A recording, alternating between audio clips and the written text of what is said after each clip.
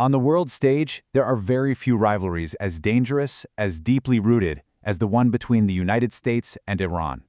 For decades, it's been a shadow war, always threatening to explode into a full-blown conflict. Today, we're going to break it all down. The history, the flashpoints, and what a war would mean for the entire world. A war that many now fear is no longer a question of if, but when.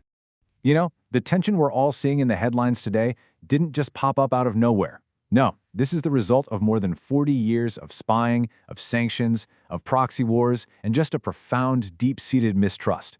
So to really get a handle on what could happen next, we have to look back.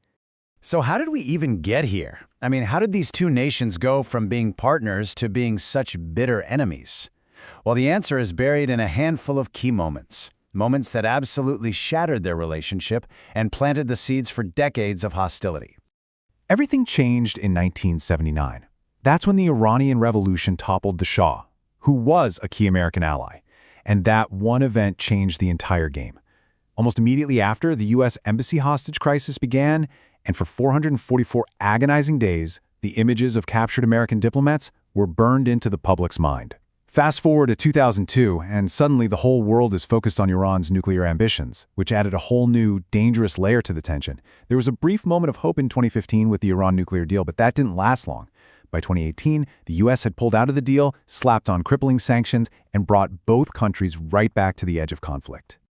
This quote, it just perfectly sums up how things have been for decades.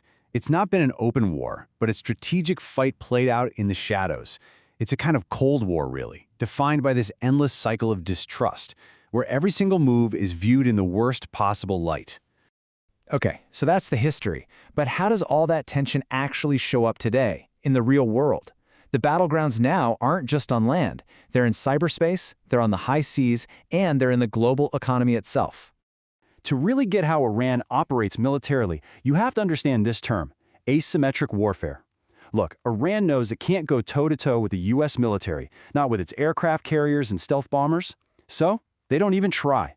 Instead, they've basically perfected a strategy of hitting where their opponent is weakest, turning what look like disadvantages into strengths by using unconventional tactics. So what does that strategy actually look like? Well, for starters, Iran has poured money into weapons that are cheap but incredibly effective. We're talking about swarms of attack drones that are built to overwhelm even the most advanced air defense systems. Then there's their massive arsenal of ballistic missiles, which can hit military bases and allies all across the Middle East. And finally, you have their fleets of small, super-fast attack boats, which can harass and disrupt huge naval ships and commercial tankers. And that threat on the water, that brings us to what might be the single most critical flashpoint on the entire planet. It's a narrow strip of water that is essentially the world's energy jugular, the Strait of Hormuz. Just let this number sink in for a second. 20%. 1/5 of the entire world's daily oil supply has to pass through this one tiny choke point.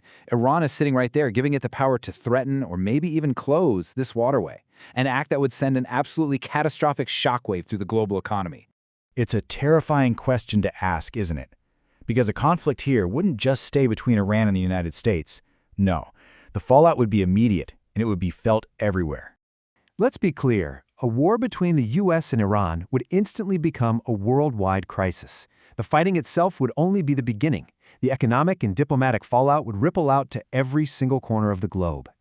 You can almost picture the headlines flashing across your screen, can't you? Frantic calls for calm from European leaders, global markets in total chaos as oil prices go through the roof, shipping lines rerouting all their vessels, the UN Security Council holding emergency meetings, and countries across the Middle East being forced to pick a side in a conflict that could swallow the whole region.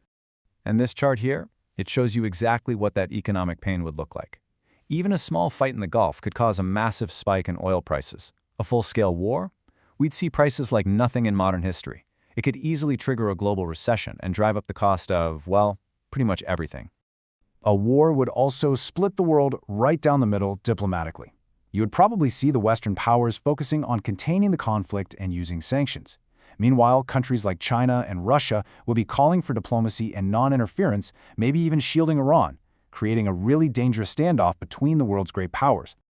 So, when you take 4 decades of pure hostility, you add in modern weapons ready to go at a moment's notice, and you have the entire global economy hanging in the balance, It all comes down to one crucial unanswered question. On a chessboard this complex, with stakes this incredibly high, just one miscalculation, one single mistake, could light the fuse on a conflict with consequences that would reshape our world. The future isn't written yet, but the path to war is alarmingly clear.